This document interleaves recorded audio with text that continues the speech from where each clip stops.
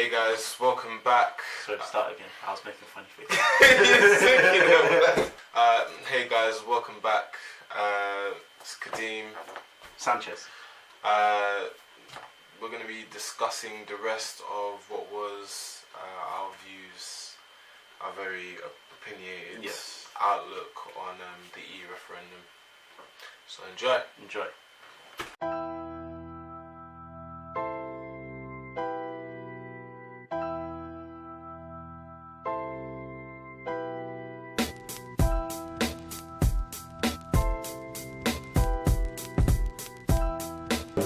There is a small part of me that feels we as citizens will be less safe once we gain more authority on how to run our own country. I don't feel we're fit to do so. And people are talking about what happens when we gain control over we do have control over who comes into our country, migrants and such forth. But when we gain more control, people are worried about their status as citizens as well. Some people do citizenship. Is that fair? Is that a genuine? I don't know if it's a fair just yet. I think it's definitely on people's radar as a concern. Definitely talked about. Yeah. So like it's more of like think about what's happening in America right now. If this dude Trump, he's self-funded. Like he's some billionaire guy, so he's not reliant on any investors or any kind of backing financially. He's got all the money he needs. He's got all the market resources he needs. If this guy comes into power, a lot of people are going to vote for him, for sure. And definitely, like, you know, some of the things he's mentioned that a lot of people have said, like, bro, I believe, like, that's correct. Like, that should happen. Like, a lot of the guys who have worked really hard to gain their citizenship, it could be revoked, just like that. And that is the thing. So the same thing could happen here. Can it just be taken away? I'm pretty sure, bro, they'll find some kind of loophole or gap in law. People like Donald Trump plays on people's emotions and fears. You know, fear of terrorist strikes and things like that, and he says we're gonna make it great again. We're gonna make America safer. Great.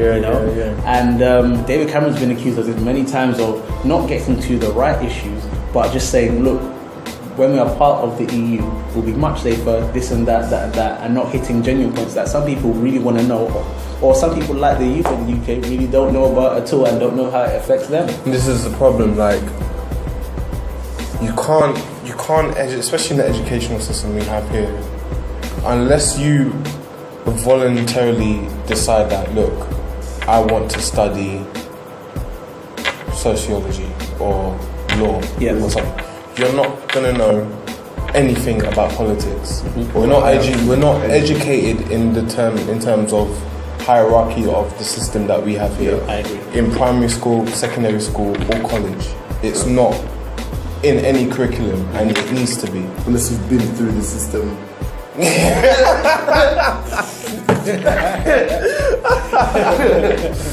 But do you see what I mean? Yes, so already, like, especially with like a lot of the young people now, like us, when we're in our early 20s, I still know very little about the state of our political system. Me too. All I know is that from the working class background that my family has come from, I'm more inclined to go for Labour. But that's not for any particular reason other than the fact that that's what I've seen or witnessed or known my family to do. Do you know what I'm saying? More so because of the colour of my skin as well. Do you see what I'm saying?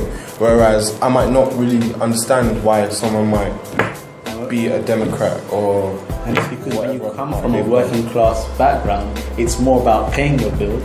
It's more about securing your and your family's future instead of these kind of ventures and things like that, and what people might call the bigger picture. And so maybe, well, it's just my opinion, maybe that's an excuse on why there's just been no need to really inform the whole of the general public, because some people are concerned, some people are just cold, other people are essentially turning the coats. I think, like I said, coming from that working class background, it's that lack of interest in influence because you don't believe you have power. Yes. There was a picture where an elect politician was speaking, and he was basically hanging off a cliff, standing on a plank, and on the other side of the plank was the whole crowd of people with picket signs, trying to give their opinion. and they didn't realise the power that they had. And it's just a thing where the nation can always win. Revolutions are scary things because of the power of the people. But you do what you can to distract and divide the people. And we are very divided right now. And we are very distracted. Yes, we are. And that's why I'm saying it doesn't help that, in my opinion, political media does mirror commercial media, whereas there's always a kind of, you get the gist of the agenda, but and you get the gist something's going on, there's a vote or something like that, so you can't say you're not informed at all, but there's no real reason for you to go more in depth, because in some levels it doesn't concern you. I'll be intrigued to find out if anyone has a differing opinion. I mean, where do you stand on the EU referendum? I think, like I said, I'm from a working class background.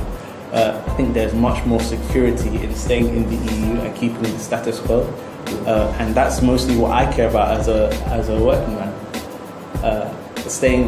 Leaving the EU, the country might get stronger. I've seen a lot of economists forecast better debt reduction of our country by having more control over our economies and things like that, and trades and laws, as a more sovereign nation, if you could say that.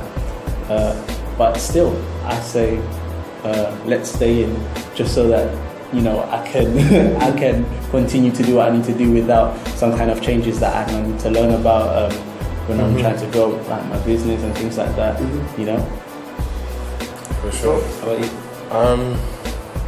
Again, I feel like this is just one of those things where sometimes you're watching BBC Parliament, right? And like they're debating whatever it is. The largest banter channel in the country. Do you know what I'm saying? Like literally, like I think particular issues say for instance Labour raises an issue, the other parties might agree or disagree, but because of the level of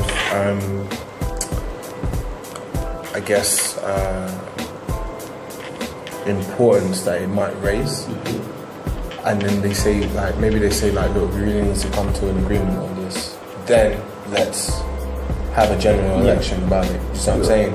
Because mostly, the party each party has its representative, and then I know they've got some dude who sits in the chair and he's got a grey hat on with hair and whatever. I know the chairman, and he says yes or no, just like a judge. You see what I'm saying? So it's matters like that. This seems to be too much of a pressing matter for it just to be decided on one man. So. Agreed. And David Cameron kept his promise and created this choice for us to make a vote.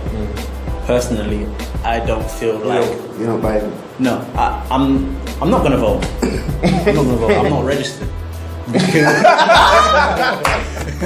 I don't feel I am going to have any kind of influence on the matter, and the lack of credibility that the government has created for themselves is why I don't feel like I'm important in the vote, or much people I know it's important in the vote.